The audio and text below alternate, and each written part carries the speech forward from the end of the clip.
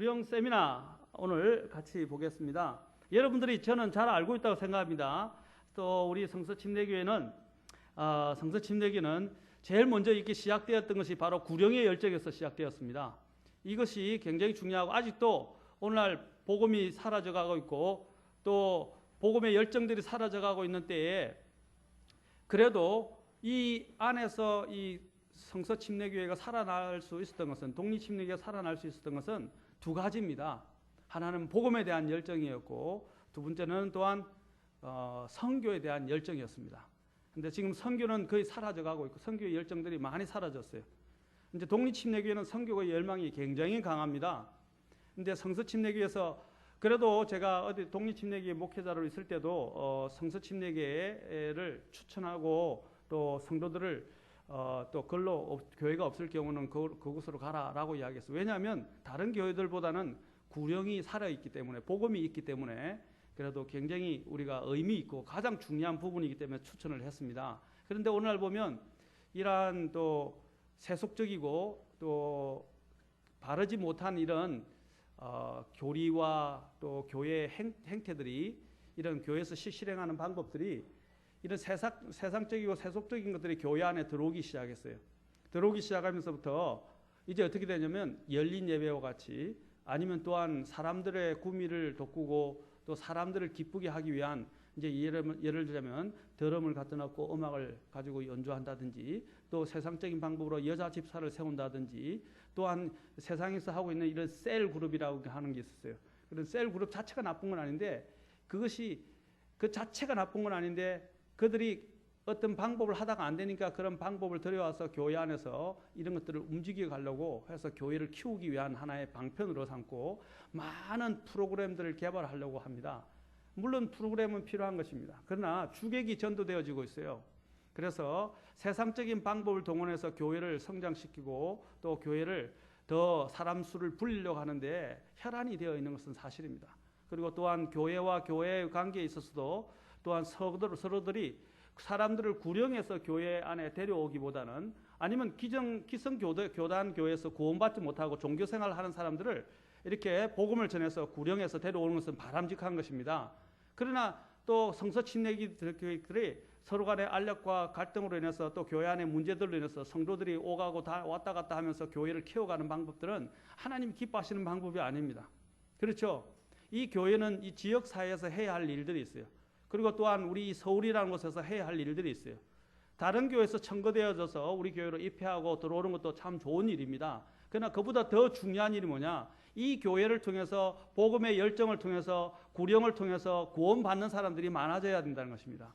그렇지 않으면 이 교회는 죽은 것과 같은 것이에요. 이 교회가 해야 할 일이 무엇입니까? 생명을 낳고 또 하나는 생명을 더 풍성하게 하는 것입니다. 생명을 더 풍성하게 하는 그 주된 역할을 하는 것이 목회자이고 우리 모두가 또 같이 함께 목회자와 더불어 모든 성도들이 해야 할 일이 뭐냐면 생명을 낳는 일입니다. 예수님을 뭐라고 합니까? 예수님을 이야기할 때 첫 번째 아담과 둘째 아담을 이야기할 때 첫 번째 아담은 그 자체가 살아있는 혼이라고 불려집니다.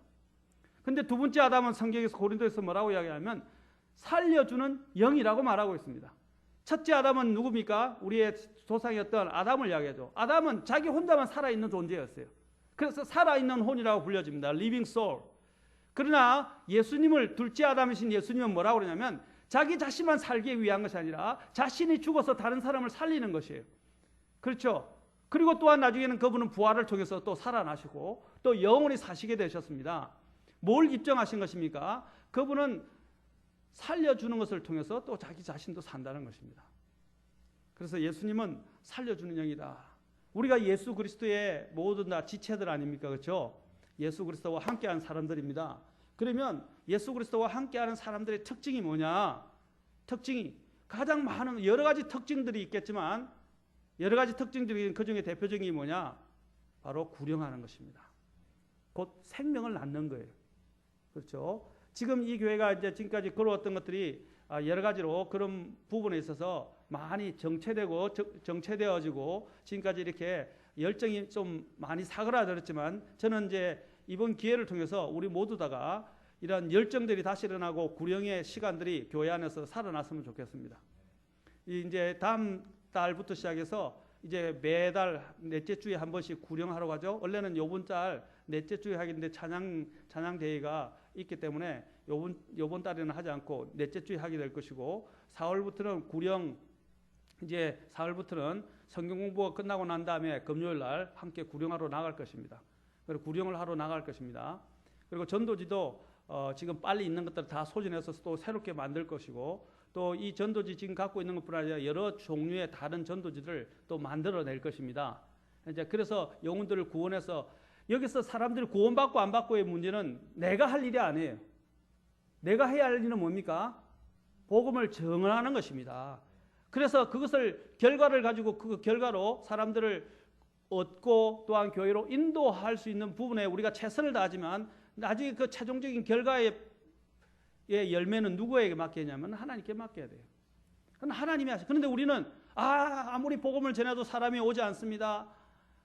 또 사실 죄송하지만 김종훈 목사님하고 전에 오면서 이야기를 했는데 이 교회가 구령을 안 하더라고요. 그래서 왜 안 하냐 하니까 복음을 이렇게 많이 전했는데 하다 보니까 사람들도 잘 안 오게 돼서 또 이렇게 하다가 이렇게 구령을 안 하게 됐다고 하시더라고요. 그래서 그러시냐고. 그래서 근데 그래도 사람이 오든 안 오든 우리가 구령은 해야 되지 않겠습니까? 그런 마음은 항상 살아 있어야 되고 언제든지 준비가 되어 있어야 되지 않겠습니까? 하니까 이제 그렇게 해야 된다 하면서 이제 이 목사님이 부임하면 그렇게 해주면 좋겠다.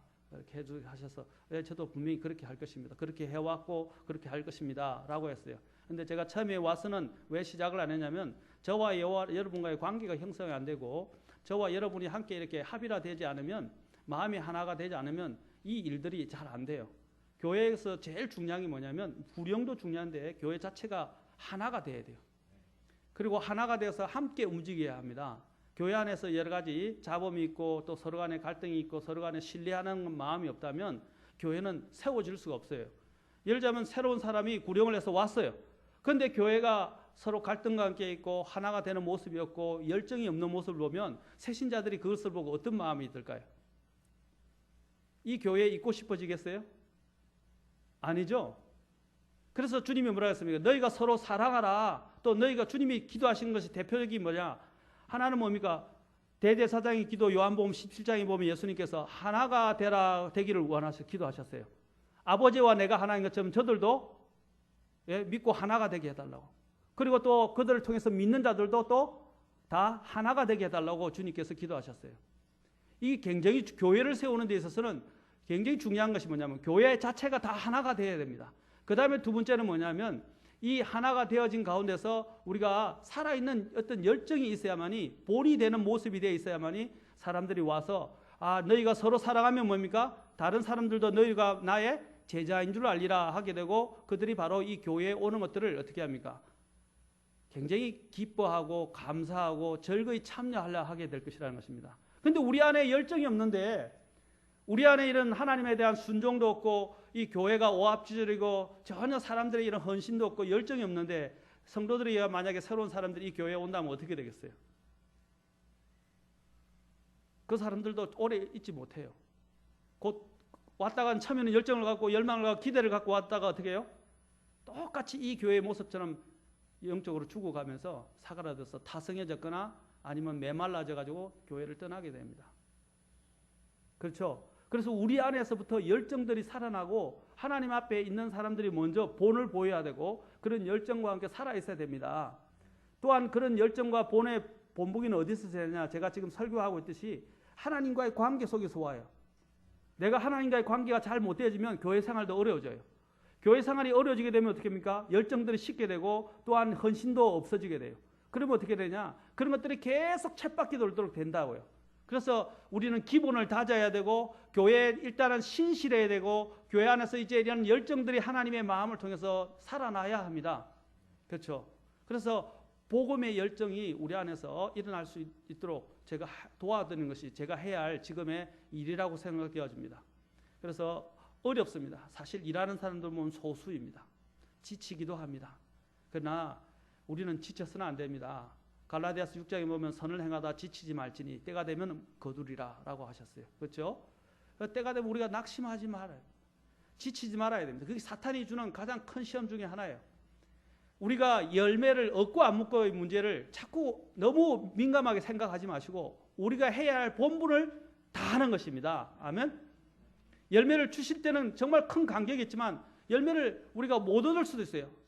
그런데 어떤 사람들은 물을 주기도 하고 어떤 사람은 뿌리기도 하고 그렇죠? 씨를 뿌리고 어떤 사람은 심기도 하고 그렇죠? 어떤 사람은 물을 뿌리지만 자라게 하시는 분은 하나님입니다. 근데 자라는 모습이 안 보인다고 그래서 내가 심고 물을 뿌리고 그렇죠? 하는 일들을 안 하게 되면 나중에 열매를 거둘 수가 없게 돼요. 나는 또 뿌렸지만 다른 사람을 통해서 하나님 거두게 하실 수도 있어요. 그렇죠? 그런 역사가 다 이루어질 때 나중에 하늘에 갔을 때 하나님이 그 사람을 나중에 자라게 하거나 영적으로 열매를 거둔 사람만 칭찬하시겠어요? 아닙니다. 물을 주고 씨를 뿌렸던 사람들까지도 하나님은 어떻게 합니까? 같이 함께 상을 동일하게 저는 줄 것이라고 생각됩니다.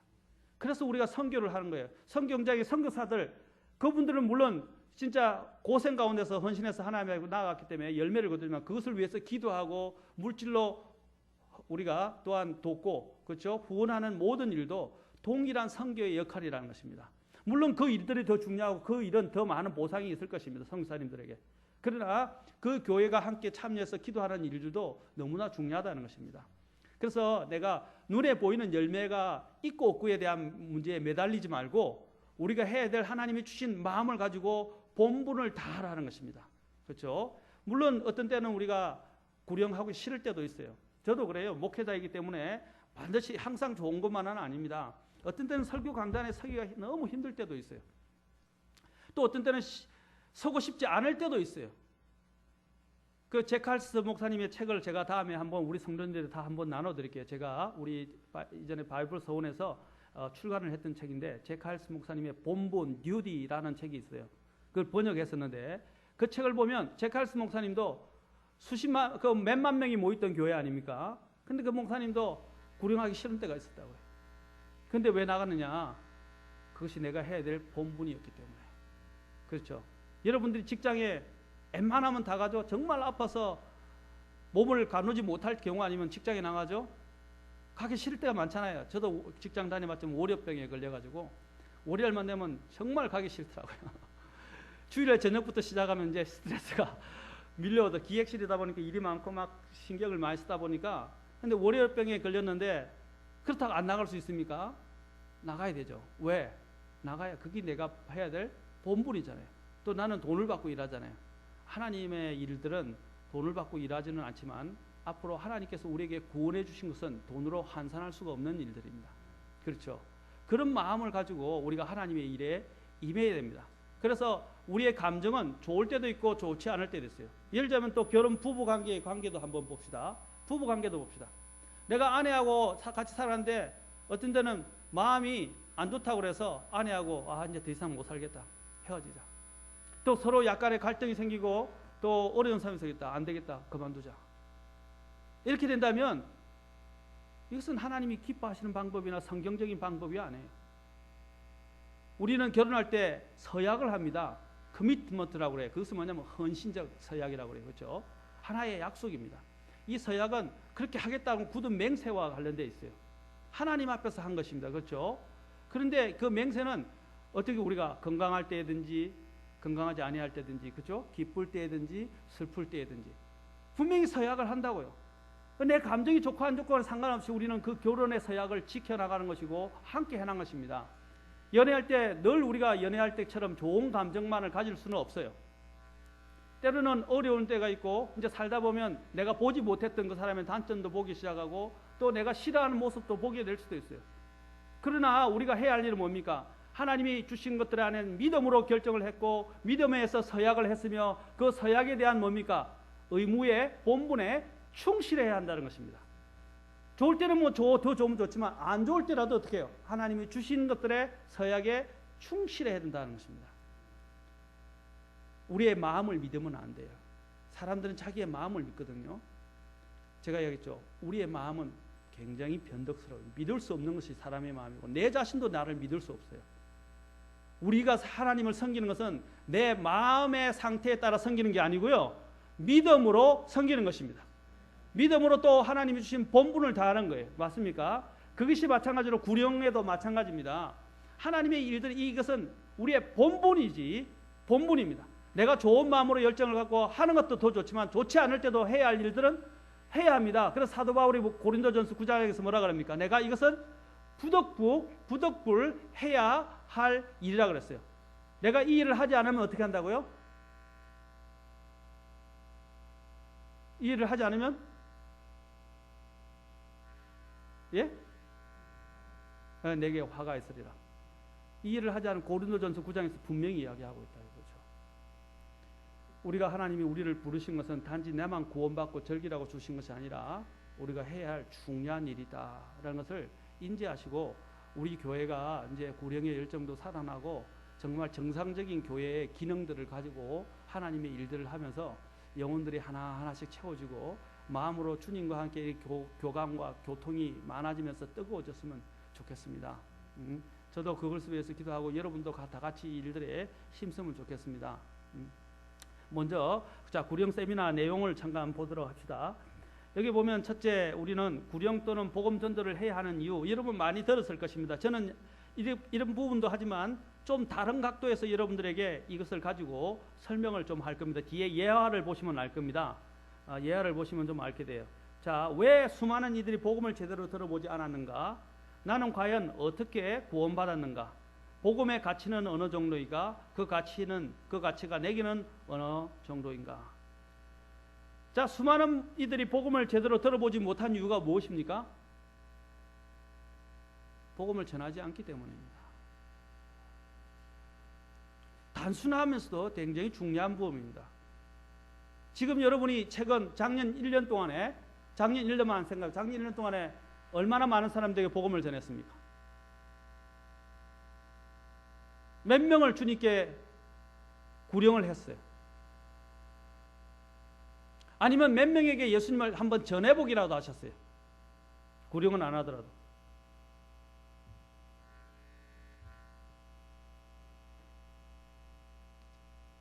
없다면 굉장히 부끄러운 일입니다. 그렇죠?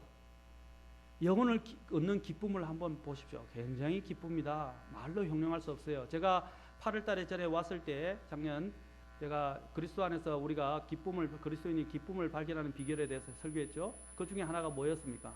구령이라고 그랬습니다. 분명히 눈물로 씨를 뿌린 자는 뭡니까? 기쁨으로 그 단을 거둘 것이라. 기쁨이 하나님께 주시겠다고 약속을 하셨어요. 요한복음 15장에도 주님께서 뭐라고 하냐면 기쁨을 주시겠다고 약속하셨어요. 열매가 많으면 뭐라고요? 내 기쁨이 너희 안에 가득히 있게 될 것이라고 하나님이 약속하셨어요. 이 기쁨을 누려보지 못한 사람들은 그 기쁨이 어떤 것인지 잘 몰라요.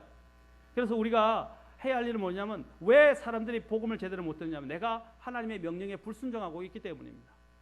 두 번째로 나는 과연 어떻게 구원받았는가 하는 것입니다. 로마서 10장에 보면 뭐라고 됐어요? 전파하는 자가 없이 어떻게? 그렇죠. 선포하는 자가 없이 어떻게? 들으리오라고 그랬어요. 보내심을 받지 않은 자면 어떻게? 선포하는 자가 갈 수가 없죠. 그래서 보내심을 받은 그 선포하는 자를 통한 말씀을 통해서 들었기 때문에 내가 구원받은 것입니다. 그렇다면 어떻습니까? 내만 듣고 있으면 안 되겠죠. 또 나 또한 나가야 된다는 것입니다. 내가 이제 그 선포자의 역할을 해야 됩니다. 나중에 한 예화를 통해서 우리가 살펴보도록 합시다. 저는 이제 오늘 더 중요하게 묻고 싶은 것이 이겁니다. 복음의 가치와 그 가치가 내게는 어느 정도인가? 저에게 있어서 가장 큰 두 단어가 있는데 하나는 긍휼이라는 단어이고 하나는 주님께서 말씀하신 말씀입니다. 더 많이 용서받은 자가 더 많이 사랑하느니라. 그렇죠? 적게 용서받는 자는 덜 사랑한다는 것입니다. 자, 이 적고 많음의 차이가 어디에 있을까요? 이게 객관적인 게 아니라 이것은 굉장히 주관적인데 사람마다 내가 주님께서 나에게 복음을 전해주고 구원시킨 그 사랑의 가치에 대해서 얼마의 마음을 가지고 느끼느냐에 따라서 차이가 난다는 것입니다. 그렇죠? 어떤 사람은 평소에 굉장히 다른 사람보다는 선하게 살아왔어요. 그러나 예수님 앞에 섰을 때 자기의 모습을 발견할 때 자신이 얼마나 큰 죄인인가를 깨닫게 되면 어떻게 되십니까? 그 용서받은 만큼 감사하게 되고 그 용서받은 만큼 또한 그분을 사랑하게 되고 용서받은 만큼 그분께 대하여 희생하게 됩니다. 이 정도가 우리가 사실 죄를 얼마나 많이 지었느냐의 문제가 아니고 내가 하나님 앞에서 얼마만한 죄인인가를 깨닫는 것이 더 중요해요. 그렇죠? 사람마다 살인을 해고도 자신의 죄책감을 못 느끼는 사람이 있고요. 거짓말 하나 하고도 엄청나게 그 죄책감을 느끼는 사람이 있어요. 그러면 그런 사람들이 살인했다, 그래도 살인을 했다는 그 정도에서 잘못했다고 생각하고 예수님을 영접한 정도 생각한 사람하고 큰 죄잖아요. 그러나 거짓말 하나 했는데도 그걸로 인해서 자기가 죽을 죄를 지었다 생각하면서 예수님을 영접한 사람하고 주님을 사랑하는 정도가 다르겠어요, 안 다르겠어요? 다르다고요. 하나님은 죄의 그 객관적인 어떤 죄의 크기를 다루시지 않고요, 죄의 강도를 다루시지 않고 그 죄를 느끼는 그 죄인의 마음의 강도를 주님은 다루신다는 것입니다. 그렇죠? 저와 여러분이 이 복음이 나에게서 살아 있으려면 어떻게 해야 되냐면 하나님이 얼마나 나 같은 죄인을 사랑하셨는가를 생각해 보라는 것입니다. 저도 제 죄를 헤아려 보면 말로 형용할 수 없어요. 한번 죄의 목록을 다 한번 적어 보십시오. 다음에 기회가 되면 성경에 나오는 모든 죄의 목록들을 한번 제가 다 여러분들에게 쭉 살펴가면서 성경에서 다루고 있는 죄의 목록이 얼마나 많은지를 말씀드리고 싶어요. 그러면 안 걸리는 게 없어요. 거의 대부분 다 걸립니다. 우리가 그런 것들을 알게 된다면 하나님이 우리를 사랑하시고 용서해 준 것에 대해서 어떻게 느끼겠습니까? 감격하고 감사할 수밖에 없어요. 그러면 하나님 앞에 엎드리게 됩니다. 그 엎드리면 그 사랑이 너무 뜨겁고 감사하기 때문에 어떻게 되겠습니까? 주님 앞에서 우리가 더 정말 감사함으로 주님을 섬길 수밖에 없고 희생할 수밖에 없어요. 왜 많은 선교사님들이 자신의 목숨을 내놓고 저 선교 현장에 뛰어들어갑니까? 저 불구덩이에 뛰어들어갑니까? 심지어는 저 해교도되는 모슬렘 국가로 왜 목숨을 걸고 나아갑니까? 이스라엘로 들어가는, 여기 그리스도인들이 이스라엘로 가서 선교 역할을 하는 것은, 선교 일을 하는 것은 쉬운 일이 아닙니다. 그거는 핍박이 해교도만큼 심해요. 그는 예수님을 믿는다는 것은 테러를 이미 당할 것을 예상하고 가야 됩니다. 실제로 저는 봤어요. 그 기독교인들이 이스라엘에서 엄청난 테러를 당해가지고 이렇게 몸이 불구가 되어버리고 심지어는 죽음을 당하는 일까지도 생기고 있습니다. 왜 그들이 그런 데까지 가? 심지어는 북한에 간 사람도 있어요. 북한에서 얼마 전에 또 죽었던 선교사도 있어요.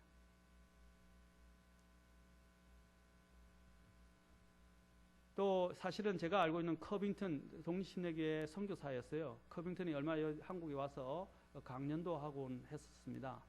커빙턴 선교사님이 그 안에 중국과 북한 국경에서 사업을 하면서 왔다 갔다 하면서 몰래 성경을 읽고 복음을 전하는 일을 했어요. 그런데 그분이 이제 두 분이 있었는데 한 분은 그 북한에서 탈출했던 사람들을 건져주기 위해서 그 아이가 갈 데가 없어서 그 아이를 타고 도저히 추적을 당하고 그래서 어떻게 되냐면 걔를 데리고 태국으로 들어갔어요. 그래서 태국으로 가서 국적을 바꾸어주고 그 안에서 보호를 받을 수 있도록, 그래서 그쪽으로 들어간 분도 있어요. 근데 커빙턴이라는 분은 이제 북한에서 사역을 하다가 결국에는 추적을 당해서 결국 이제 홍콩 쪽으로 왔다든가 그래서 왔었는데, 그 홍콩에서 어느 날 있다가 나중에 가족들이 와서 보니까 그 가족 중에 한 분이 하도 연락이 안 돼서 와서 보니까 집에서 변사체로 발견되었어요. 그런데 다른 분의 이야기를 들어보니까 중국과 홍콩이나 이런 북한에서는 자신들과 반대하고 자신들이 기뻐하지 않는 일을 하는 대상으로 해서 극약을 처방한다 합니다. 극약을 이렇게 없는 물이라든지 차라든지 아니면 음식에다 넣었는데 그는 쥐도 새도 모르게 이게 검증이 안 된답니다. 극약인데 조용히 아주 약간의 미세한 양을 넣는데 몸에 나타나지 않으면서 바로 죽어버릴 수 있답니다. 그런데 그 커빙턴이 굉장히 그런 일을 많이 했는데 거기서 변사체로 발견된 걸로 인해서 저도 충격을 많이 받았어요. 얼마 전에 제가 만났었거든요. 만났는데 죽은 지 얼마 안 됐습니다. 엊그저께 독립신뢰교회 목회자 모임에 갔을 때 지난번에 그 이야기를 들었어요. 그래서 굉장히 마음이 아프더라고요. 실제 강연하는 것도 용산 침례교회에서 제가 그 선교사님이 심호하는 교회에서 듣기도 했는데 마음이 많이 아프더라고요. 그들이 왜 그런 목숨을 내놓고 그런 일들을 하는 것입니까? 그렇죠. 그 이유는 복음의 가치 때문입니다. 자신이 있던 모든 것들을 다 던져버린 것입니다. 그렇죠. 그래서 이것은 소중한 것이에요. 그 복음의 가치가 여러분들의 이러한 신앙생활을 결정하게 됩니다. 그 헌신의 정도를 결정하게 된다는 것입니다. 여러분들에게 정말 이 복음의 가치가 어떤 것인지를 왜 우리가 타성해졌고 이렇게 식어지냐면 자꾸 세상에 있는 것들을 바라보기 때문입니다. 그리고 세상의 유혹에 의해서 내 마음이 자꾸 자극을 받기 때문입니다. 그렇죠. 우리가 주님을 매일 생각해야 돼요.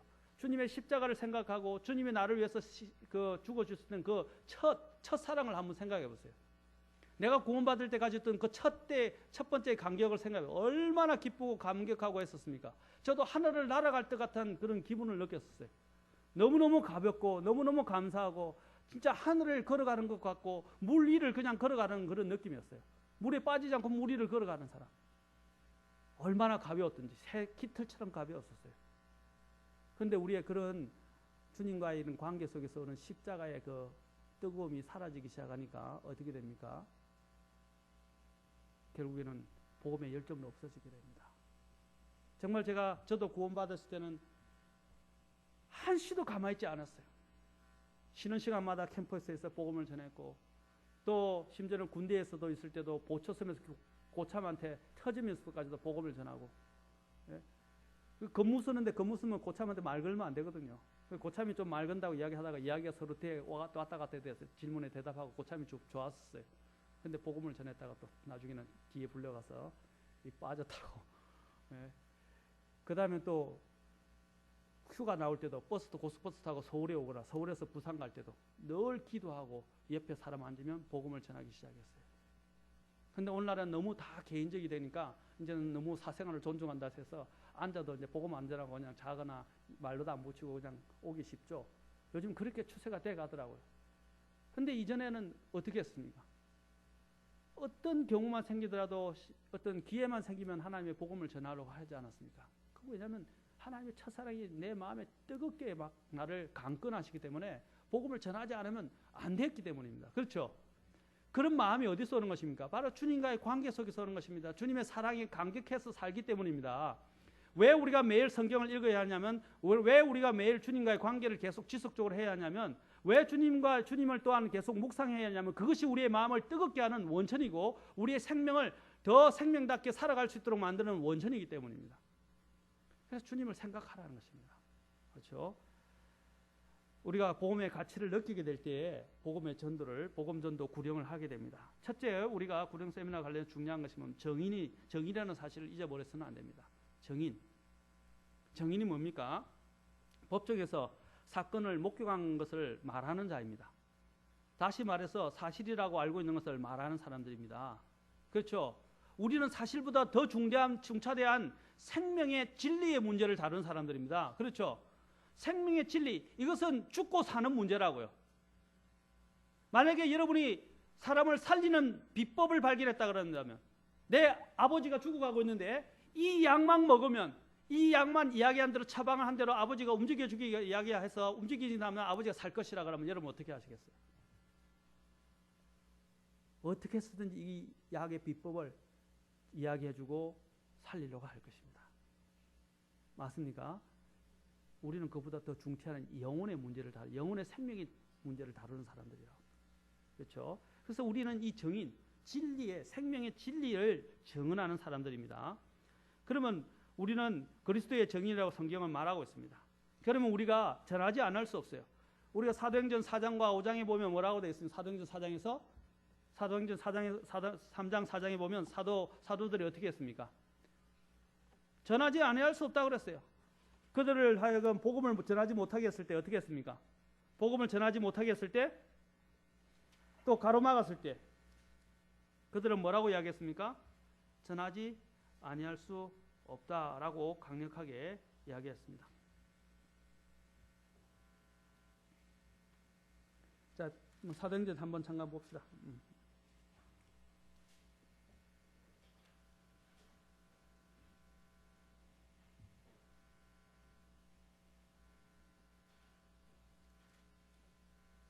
이제 3장은 보지 말고 4장만 먼저 봅시다. 여기도 보면 이제 13절부터 보십시오. 이에 저들이 베드로와 요한의 담대함을 보고 그들이 학문 없는 무식한 사람인 줄 알았으므로 이상히 여기며 또 그들에 대해 즉 그들이 전에 예수님과 함께 있던 것을 알게 되고 병 고침을 받은 사람이 그들과 함께 서 있는 것을 보므로 그것을 반박할 말을 전혀 하지 못하더라. 저들이 그들에게 공회 밖으로 나가 있으라고 명령하고 자기들끼리 의논하여 이르되 우리가 이 사람들을 어떻게 할까? 그들로 말미암아 참으로 주목할 만한 기적이 이루어진 사실이 예루살렘에 관한 모든 자들에게 드러났으므로 우리도 그것을 부인할 수 없도다. 다만 그 일이 백성 가운데서 더 널리 퍼지지 못하도록 우리가 그들을 엄히 위협하여 그들이 이제부터는 이 이름으로 아무에게도 말하지 못하게 하자 하고 그들을 불러 그들에게 예수님의 이름으로 결코 말하지도 말고 가르치지도 말라고 명령하니라. 그러나 베드로와 요한이 그들에게 응답하여 이르되 너희 말을 듣는 것이 하나님의 말씀을 듣는 것보다 하나님의 눈앞에서 옳은지 너희가 판단하라. 우리가 보고 뭐라고 그랬어요? 들은 것들을 말할 수밖에 없노라. 이게 정인 아닙니까? 정인은 사실을 보고 들은 것들을 사실대로 증거하는 일은 당연한 것입니다. 그런데 사도들이 베드로를 포함한 사도들이 목숨의 이러한 위협을 받으면서도 불구하고 그들이 이렇게 이야기한 이유가 무엇입니까? 그들의 위협보다 더 중차대한 문제이기 때문입니다. 그렇지 않습니까? 자, 우리가 이처럼 우리 또한 그리스도의 증인입니다. 또 사도행전 1장 8절에서 주님께서 뭡니까? 또한 우리가 그분의 증인이라고 말씀을 하고 계십니다. 그렇죠? 자, 사도행전 1장 8절. 자, 1장 8절 앞에 봅시다.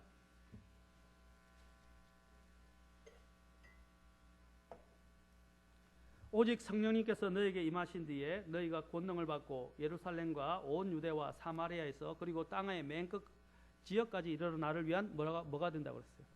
증인입니다. 증인은 아까 보고 들은 것들을 있는 그대로 말하는 사람들입니다. 그렇죠?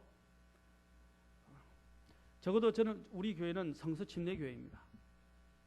그러면 성서침례교회의 원래 시작점은 구령에서 시작되는 만큼 저는 또 이 교회가 우리가 그런 것들은 교회를 다닌다는 자긍심에만 빠져 있지 말고 이제는 그 교회에 소속된 사람들로서 이 복음 전하는 일들을 해야 할 것입니다. 정인이란 일들을 우리는 감당해야 된다는 것입니다. 사도행전 22장 15절도 보십시오. 22장 15절. 자, 이제 내가 왜 주저하느냐? 주의 이름을 부르며 일어나 침례를 받고 내 죄들을 씻어 버리라. 여기 15절. 내가 보고 들은 것에 대하여 모든 사람을 향해 내가 그분의 증인이 되리라. 그랬어요. 여기도 보면 뭐래요? 보고 들은 것에 대하여. 우리가 복음을 전해야 되는 이유는 우리가 증인이기 때문입니다. 그렇죠? 그 다음에 우리가 또 복음을 전해야 하는 이유는 사탄의 속임수 때문입니다. 복음 전거는 오직 목회자나 선교사나 복음 전도자와 같은 전임 사역자의 일이 아닙니다. 지난번에 김효영 목사님 설교하는 거 들었죠? 목사님이 해야 할 일들은 물론 복음을 전하는 일은 모든 사람의 일이지만 목사님이 해야 될 주 목적은 무엇입니까? 교회 양들을 먹이고 돌보고 감독하고 그들을 또한 양육하는 일들입니다. 그렇죠? 그리고 또한 거짓 교리가 교회 안에 들어오지 못하도록 막는 일들입니다. 그렇지 않습니까? 자, 이런 일들이 목회자에게 중요합니다. 그러나 목회자와 더불어 또 우리 교회가 해야 할 일들은 모든 성도들이 해야 할 일들은 바로 복음을 전하는 일들이라는 것입니다. 그런데 사탄은 이 일을 하지 못하도록 속이고 있습니다. 사람들을 속입니다. 그렇죠? 이것은 목회자만 하는 일이라고 사탄이 자꾸 이야기를 해요. 나는 안 해도 된다 생각합니다. 아닙니다. 모두 다가 해야 합니다. 나중에 이 문제에 대한 심판은 누구에게서 받습니까? 주님 앞에 서면 다 나와요. 주님 앞에 섰을 때 부끄러워하게 될 사람이 엄청 많게 될 것입니다. 그때 가서 할 걸 하면 그때는 이제 돌이킬 수가 없어요. 늦었어요. 여러분들이 그렇게 생각하죠. 좀 더 내가 더 젊었더라면, 그렇죠? 나이가 이제 좀 더 청춘이었다면 이렇게 생각을 할 겁니다. 그러나 이미 늦었어요. 그 과거를 자꾸 연연해하고 집착해서는 안 됩니다. 지금 해야 할 일은 뭡니까? 지금 시작해도 늦지 않다는 것입니다. 그렇죠? 지금부터 시작하자는 것입니다. 자, 복음 전거는 모든 그리스도인들의 의무이자 책임이다. 자, 우리 모든 그리스도인들의 의무이자 책임. 자, 생각해 봅시다. 자, 여기에 이 글을 누가 한번 읽어 주시겠습니까? 목소리를 높여서. 누가 한번 읽어 주십시오.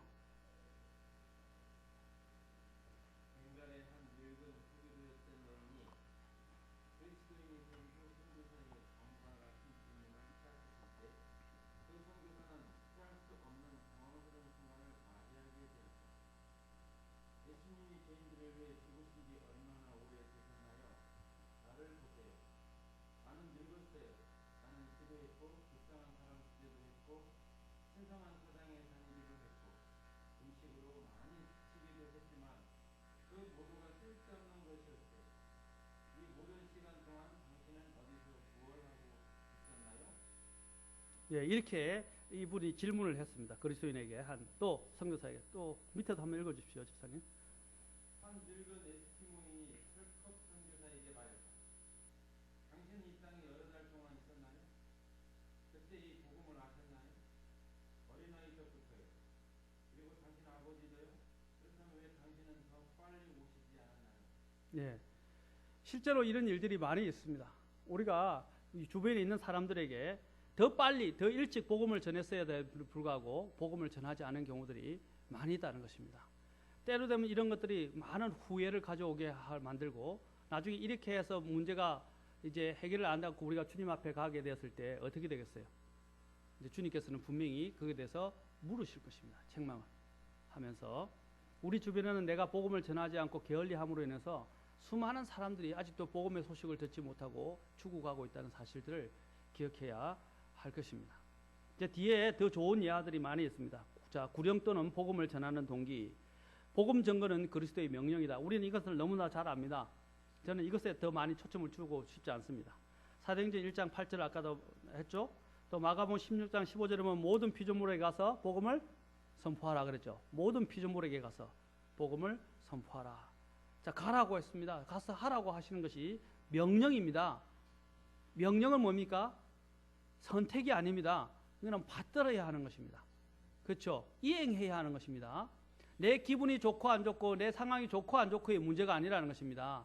우리는 주님이 우리에게 주신 명령은 사실 무거운 게 아니에요. 복음 전하는 거 어려운 일입니까? 교회에 이렇게 모이는 일이 어려운 일입니까? 아니죠. 어려운 게 아니에요. 하나님께서는 또한 그것이 무거운 것도 아니라고 그랬어요. 뭐가 문제냐면 우리 마음이 문제예요. 마음이 순종할 마음이 없는 거고 하나님을 사랑하고자 하는 마음이 없고 세상을 더 사랑하는 마음이 가득 차 있기 때문에 어떻게 됩니까? 안 하는 겁니다. 주님의 명령이 어렵기 때문에 아니라 무겁기 때문에 아니라 내 마음이 부패했기 때문이고 내 마음이 잘못되어져 있기 때문입니다. 그래서 우리의 명령은 오늘 명령, 우리의 대장의 명령을 생각해야 돼요. 마태복음 28장 16절부터 20절에 보면 주께서 4가지 명령을 주십니다. 첫째는 뭡니까? 자, 우리가 마태복음 28장을 봅시다.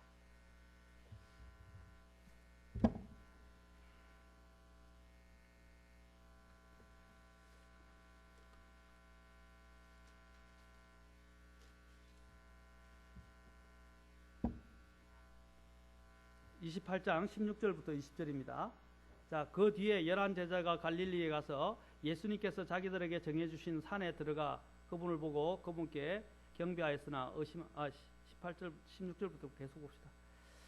의심하는 자들도 있더라. 예수님께서 그들에게 오셔서 말씀하여 이르시되 하늘과 땅에 있는 모든 권능이 내게 주어졌느니라. 그러므로 너희는 가서 모든 민족을 가르치고 아버지와 아들과 성령 이름으로 그들에게 침례를 주며 무엇이든지 내가 너에게 명령한 모든 것을 그들에게 가르쳐 지키게 하라. 자, 첫째는 뭡니까? 가라. 가라는 거죠. 이제 가야 되죠. 두 번째는 무엇입니까? 가르치라 하는 것입니다. 그렇죠? 가르치라는 것입니다. 세 번째는 어떻게 합니까? 침례를 주라. 이 침례는 뭘 의미하는 겁니까? 이것은 사실 교회와 관련되어 있어요. 그렇지 않습니까? 이 교회에 입회하는 것과 관련 예수님의 몸, 영적인 몸에 우리가 성령 침례를 통해서 들어가는 것도 있지만 여기 있는 이 침례는 무엇입니까? 교회 입회와 관련되어 있는 것입니다. 그렇죠? 교회. 그 다음에 여기 보면 무엇이든지 내가 너에게 명령한 모든 것을 또 어떻게 했어요? 가르쳐? 지키게 하라. 가르쳐 지키게 하라. 4가지를 하셨어요. 그래서 교회 안에서 우리가 교회 안에서 성도들이 해야 할 일들은 복음을 전하는 일, 그 다음에 두 번째는 가르치는 일, 친례를 주는 일, 그 다음에 그 말씀을 서로 지키게 하는 일. 이것은 교회가 해야 될 중대한 일입니다. 그리고 사명이라는 것입니다. 그래서 이것을 뭐라고 합니까? 우리가 보통 일명 지상 최대의 명령 또는 지상 명령이라고 이야기합니다. 최대의 명령이라고 그래요. 최대. 그래서 Great Commission이라고 이야기하죠. 지상 최대의 명령이라는 것입니다. 그러니까 다른 어떤 명령보다도 더 강력한 명령입니다. 그래서 이 명령을 먼저 수행하기 위해서 제일 먼저 필요한 것이 가라는 것입니다. 나가지도 아까 그랬죠. 누군가가 보내심을 받지 않으면 어떻게 말씀을 선포하리요? 말씀을 선포하는 자가 없이는 어떻게 어찌 들으리요? 했죠. 선포하는 자가 있어야 됩니다. 그 정인의 역할을 해야 할 사람들이 저와 여러분입니다.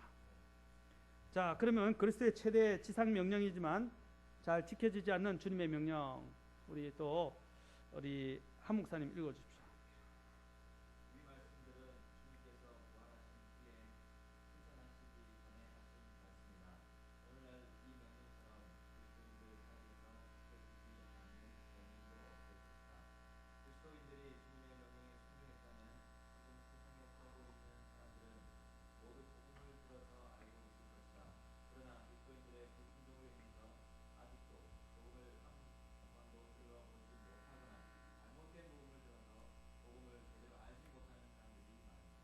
예. 사실 이것이 지상 최대의 명령이라고 아까 이야기하고 있지만 문제가 뭐냐면 이 명령이 지켜지지 않고 있다는 것입니다. 이것이 여러분 놀라운 일이 뭔지 아십니까? 여러분 제가 놀라운 것들을 이야기할게요. 예수님께서 어떻게 하셨어요? 너희는 가서 온 민족에 가서 복음을 전하라고 제자들에게 말씀하셨죠. 실제는 그 당시에 제자들이 살아있을 동안에 복음이 한 바퀴 돌았어요. 아십니까? 돌았어요. 대표적으로 제가 도마를 드리고 도마가 어디 죽었습니다. 인도에 죽었죠. 근데 도마는 인도에만 가지 않았어요. 우리나라도 왔다 갔어요. 우리나라에서 경북지방인가 그게 보면 도마가 왔다가 한국이 있어요. 실제로 그게 비석이 있어요. 도마 써놨던 비석이. 그 죽은 비석이 아니고 써놨던 비석이. 심지어는 도마가 인도에서 수술을 당하고 그 도마가 손가락 그 손가락이 있죠. 실제로 도마가 예수님 앞에 예수님 부활하실 때 집어넣지 않습니까? 열어서 주님 진짜 부활하시는 걸 봤잖아요. 그 손은 썩지 않고 그 인도에 보관되어 있다고 합니다. 제 자료도 있을 것 같아요.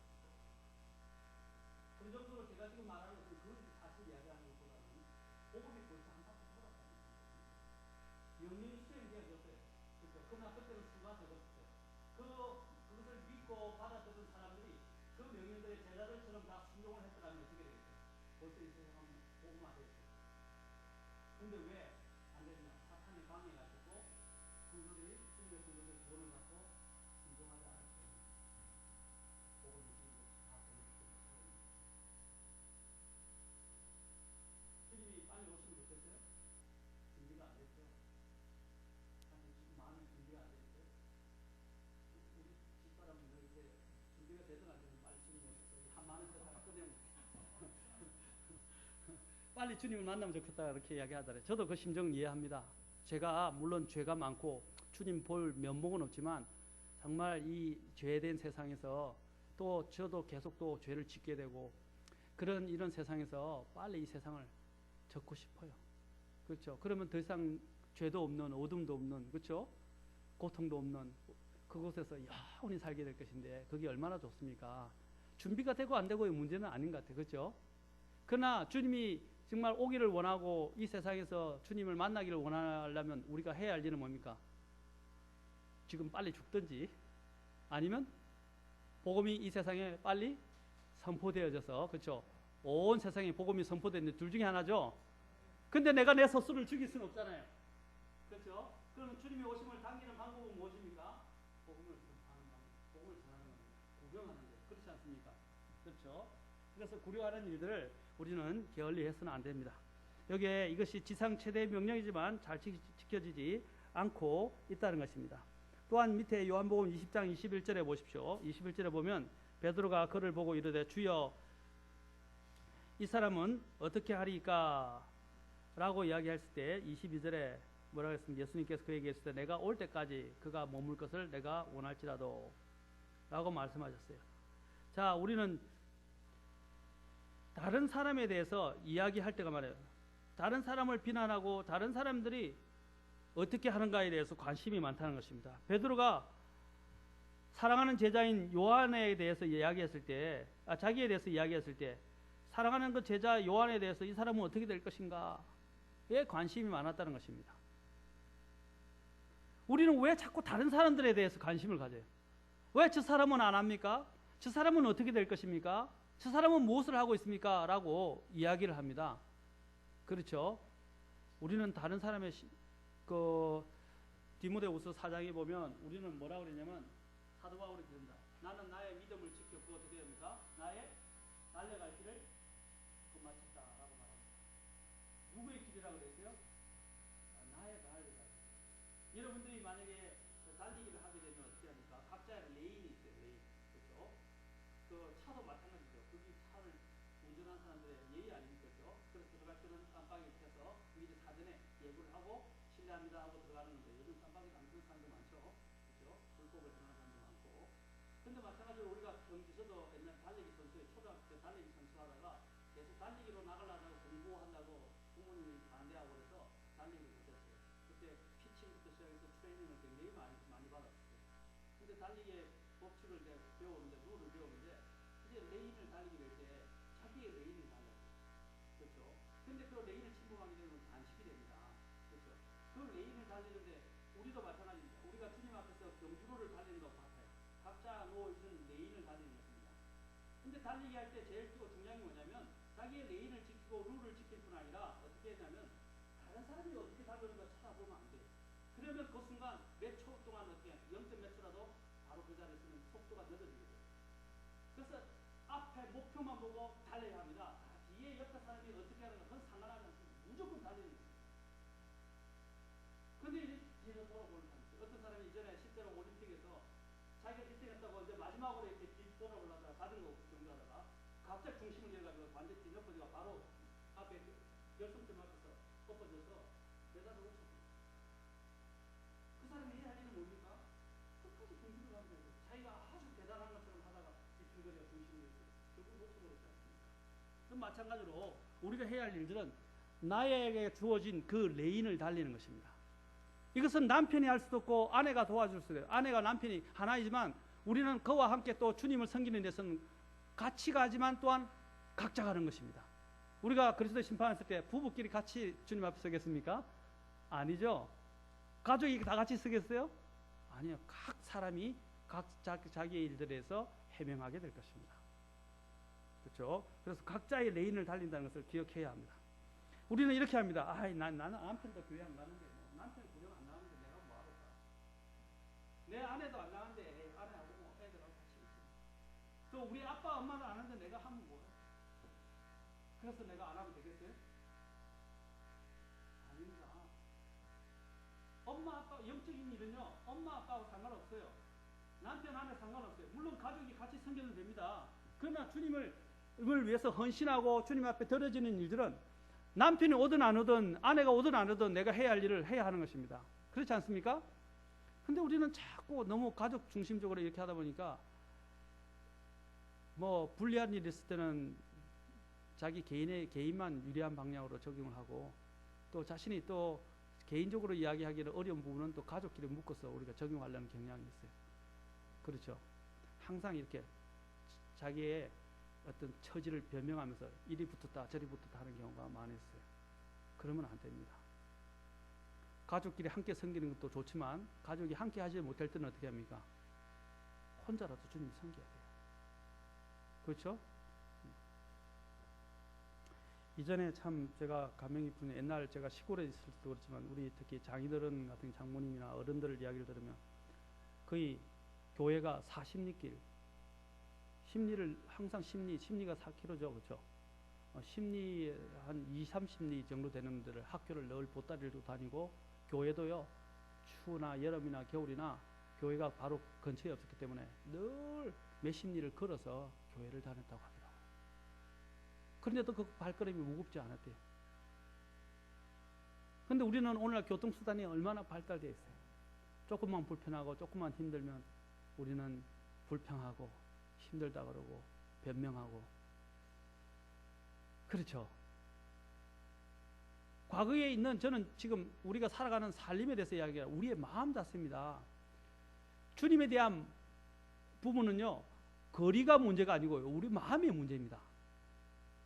전에 김희호 목사님 할 때 도전 안 받으셨어요? 인천에서, 심지어는 서울에서 매주 내려옵니다. 물론 주말 부부이기도 하죠. 주말 부부이기도 합니다. 아내가 부산에 있고 그러니까 서울에서 이렇게 내려옵니다. 인천에서. 그런데 문제는 뭐냐면, 아무리 아내가 있어도 매주 한 번씩 내려가는 일은 쉬운 일이 아닙니다. 그런데 왜 내려가는지 아십니까? 아내 때문만은 아니에요. 자신의 교회를 사랑하고 또 자신이 주님 앞에 신실하고자 하는 마음 때문이었어요. 마라나타 교회도 마찬가지고, 저희 있던, 비교하려고 그런 게 아니라 제가 있었던 복된 소망팀들 수원에서 오고요, 오산에서 오고, 매주 거의 안 빠지고 다 왔어요. 그것은 뭘 말하느냐, 거리의 문제가 아니라 마음의 문제라는 것입니다. 내가 정말 주님을 사랑하고 내 교회를 사랑하면 그것은 문제가 안 돼요. 교회에 오는 것이 감사하고 즐겁고 교회를 신실하게 지키고자 할 것입니다. 마찬가지로 복음을 전하는 일도 마찬가지입니다. 아멘. 저는 여러분들이 정말 우리 교회를 사랑하는 마음, 우리 주님을 사랑하고 우리 교회를 사랑하는 마음으로 가득 찼으면 좋겠어요. 제가 잘 못해서 그런지 모르겠지만, 제가 온 지 얼마 안 됐는데 그래서 저한테 제가 안 좋아서 그런지 모르겠지만 그런 마음들이 좀 가득 찼으면 좋겠습니다. 예, 저도 이 교회에 왔는데 거리가 멀어서 굉장히 사실은 힘들었어요. 힘들다는 것은 그렇게 힘든 게 아니고 몸이 고단하게 돼요. 처음에는 기쁨으로 또 굉장히 감사했어요. 그래서 지하철 타면서도 그냥 1시간 반 와도 기쁘고 그냥 감사하면서 성경 읽고 기도하고 또 책 읽고 또 심지어는 또 뭐 뉴스를 볼 때도 있고 잠깐 스마트폰으로 또 이렇게 하면서 계속 왔어요. 어떤 때는 너무 피곤하면 잠깐 하는데 저는 차에서 잘 자지를 못해요. 그래서 열심히 이제 기도하면서 왔는데, 이제 시간이 오래되니까 자꾸 피곤이 누적되긴 하더라고요. 그래도 마음은 기뻐요. 교회 오는 것이. 왜냐하면 이것을 하나님이 주셨다고 믿기 때문에. 그렇죠? 하나님 주시지 않으면 제가 이곳에 올 수 없었어요. 그리고 이 교회에 완 자체도 감사합니다. 오히려. 사실 또 제가 이걸 비교하려고 그런 거 아니에요. 이 오기 전에 제가 더 좋은 일을 못해서가 아니라, 저는 주님께 부르심을 받았기 때문에 언제든지 주님의 부르심에 응하기 위해서 사실은 제가 운전하는 일을 했어요. 한 1년 가까이. 한 4개월은 쉬었고 1년 4개월 동안 목회를 쉬면서 이제 그 다음부터는 운전을 했어요. 우리 뭐 항지사님한테는 이야기를 했지만 한 목사님하고 굉장히 운전이 고됐었어요. 근데 제가 왜 그 험악한 일을 했겠습니까? 근데 험악한 일을 하려고 한 것이 아니고요. 저는 학원에 가서 아이들 영어도 가르칠 수 있어요. 그리고 또 직장에 취직할 수도 있어요. 또 이야기하면 저를 이렇게 데려오실 분도 있어요. 근데 제가 왜 그걸 마다한지 아십니까? 언제든지 주님이 부르시면 가고자 하는 마음이 있었기 때문입니다. 그래서 주님을 섬길 수 있는 가장 좋은 일이 운전이더라고요. 그래서 운전해서 수요일날 안 빠졌고, 인천에 제가 다녔는데 마라나타 교회 안 다니는 동안 수요일날 교회를 빠진 적이 없어요. 제가 아파서 빠졌던 것들 외에, 또 다른 데 설교하러 갔을 때 외에는 빠진 적이 없어요.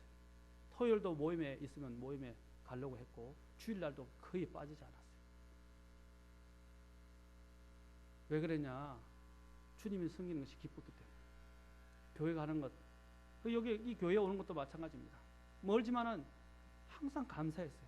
왜냐하면 운전을 해보니까 너무 힘들었는데, 그것도 사실 운전보다는 몸은 편한 곳이잖아요. 그렇죠? 몸은 편하지. 물론 정신적으로는 더 어려울 수 있겠지만, 몸은 편하지만 이 교회를 하나님이 나에게, 내가 소명받은 대로 또 하나님이 저에게 이런 죄인에게 주셨다는 걸 생각하니까 너무 벅차고 감사해요.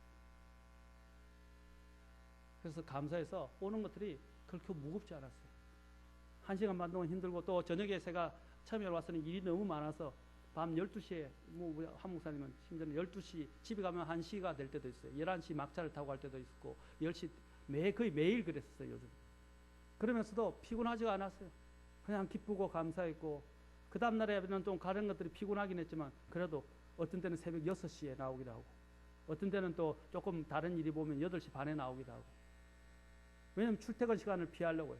왜 그렇게 했냐면 기뻤기 때문이고 주님을 섬기는 것이 감사했기 때문입니다.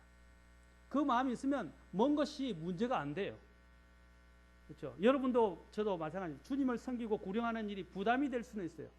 그리고 어떤 때는 힘들 때 있어요. 그러나 우리의 마음이 주님과 밀착되어 있고 주님께 감사하고 이것이 내게 주신 교회이고 나에게 주신 사명이라고 생각한다면 힘들지 않아요. 우리는 기쁨으로 이 일들을 할 수 있을 것입니다. 그렇죠? 자, 고린도후서 또 5장 10절부터 11절을 봅시다. 그리스도의 심판서. 자, 이것은 또 중요한, 우리가 하는 데 있어 중요한 일인데, 고린도후서 5장 10절 11절. 자, 누가 한번 또 읽어 주시겠습니까? 이 구절 크게. 이호성 형제님 읽어 주시겠어요?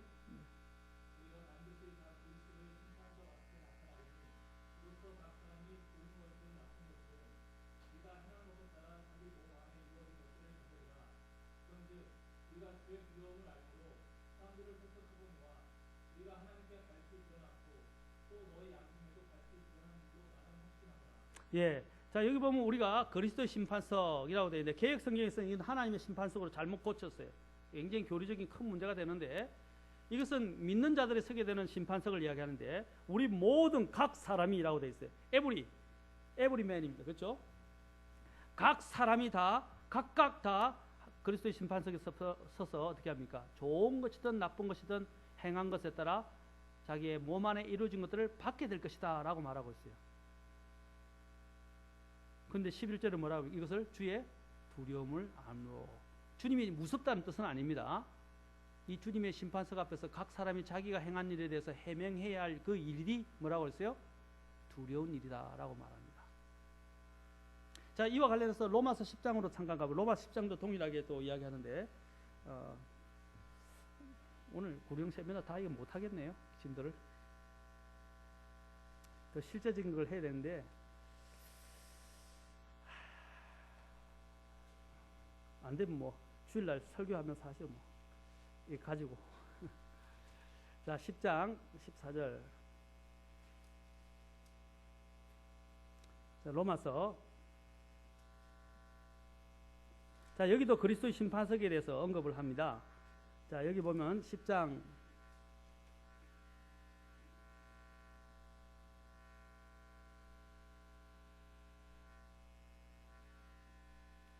10장이 14장인데 제가